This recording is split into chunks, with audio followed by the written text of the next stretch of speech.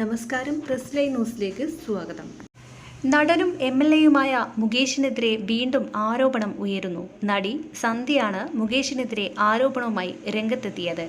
സുഹൃത്തായ നടിയുടെ വീട്ടിലെത്തിയ മുകേഷ് അവരുടെ അമ്മയോട് അപമര്യാദയായി പെരുമാറിയെന്നും അവർ മുകേഷിനെ വീട്ടിൽ നിന്നും ആട്ടിപ്പായിച്ചെന്നും സന്ധ്യ വെളിപ്പെടുത്തി. നടിയുടെ മേൽവിലാസം കണ്ടുപിടിച്ച് അവരുടെ വീട്ടിൽ ചെന്നു. വീട്ടിൽ മറ്റാരുമില്ലാതിരുന്ന സമയത്ത് നടിയുടെ അമ്മയോട് മോശമായി പെരുമാറി. അവർ മുകേഷിനെ അടിച്ചു പുറത്താക്കി എന്നാണ് സന്ധ്യ പറഞ്ഞത്. അതേസമയം ലൈംഗികാരോപണം ഉയർന്നിട്ടും മുകേഷ് MLA സ്ഥാനത്ത് തുടരുന്നതിനെ ചൊല്ലി CPMൽ വിയോജിപ്പ് പ്രകടമാക്കുന്നതിനിടെയാണ് പുതിയ ആരോപണം. ഭൂരിപക്ഷം പേരും ഈ ദുരനുഭവത്തിലൂടെയാണ് കടന്നു പോകുന്നത്. ഒറ്റപ്പെടുമെന്ന് ഭയന്നാണ് ഇതുവരെ തുറന്നു പറയാതെയിരുന്നത്. സിനിമയിലും പരസ്യങ്ങളിലും വിവേചനം നിലനിൽക്കുന്നുവെന്നും പ്രതിഫലത്തിലും ഭക്ഷണത്തിലുമടക്കം വിവേചനമെന്നും സന്ധ്യ പറഞ്ഞു. മുകേഷിനെതിരെ ആരോപണമുയർത്തിയ മിനു മുനീർ ഇന്ന് പരാതി നൽകുമെന്ന് വ്യക്തമാക്കിയിട്ടുണ്ട്. സിനിമയിലെ ലൈംഗിക ചൂഷണങ്ങളിൽ നിയമവഴിയെ നീങ്ങാൻ തയ്യാറായി കൂടുതൽ വനിതകളും മുന്നോട്ട് വന്നിട്ടുണ്ട്. ജയസൂര്യക്കും മുകേഷിനുമെതിരെ പരാതി നൽകുമെന്ന് മിനു മുനീറും വ്യക്തമാക്കി. ബാബുരാജിനും ശ്രീകുമാർ മേനോനുമെതിരെ പരാതി നൽകുമെന്ന് യുവനടിയും വെളിപ്പെടുത്തി. ഹേമ കമ്മിറ്റി റിപ്പോർട്ടിന്റെ അടിസ്ഥാനത്തിൽ സിനിമയിലുണ്ടായ വെളിപ്പെടുത്തലിൽ താരസംഘടന അമ്മയിൽ പൊട്ടിത്തെറി. മോഹൻലാൽ ഉൾപ്പെടെ എല്ലാവരും രാജിവെച്ചു.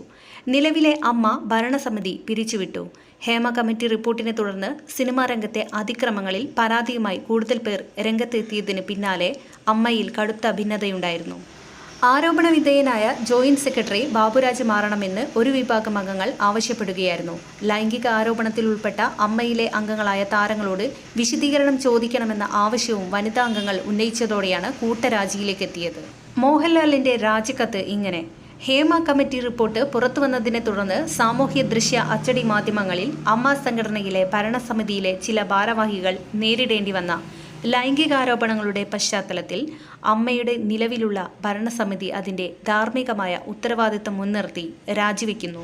2 മാസത്തിനുള്ളിൽ പൊതുയോഗം കൂടി പുതിയ ഭരണസമിതിയെ തിരഞ്ഞെടുക്കും. അമ്മ 1-ാം തീയതി നൽകുന്ന കൈനീട്ടവും ആരോഗ്യ ചികിത്സയ്ക്ക് നൽകിപ്പോരുന്ന സഹായവും അമ്മയുടെ സമാദരണീയരായ അംഗങ്ങൾക്ക് തടസ്സം കൂടാതെ ലഭ്യമാക്കാനും പൊതുയോഗം വരെ ഓഫീസ് പ്രവർത്തനങ്ങൾ ഏകോപിപ്പിക്കാനും നിലവിലുള്ള ഭരണസമിതി താൽക്കാലിക സംവിധാനമായി തുടരും. അമ്മയെ നവീകരിക്കാനും ശക്തിപ്പെടുത്തുവാനും കെൽപ്പുള്ള പുതിയൊരു നേതൃത്വം അമ്മയ്ക്കുണ്ടാവുമെന്ന ശുഭപ്രതീക്ഷയിലാണ് ഞങ്ങൾ. എല്ലാവർക്കും നന്ദി. വിമർശിച്ചതിനും തിരുത്തിയതിനും.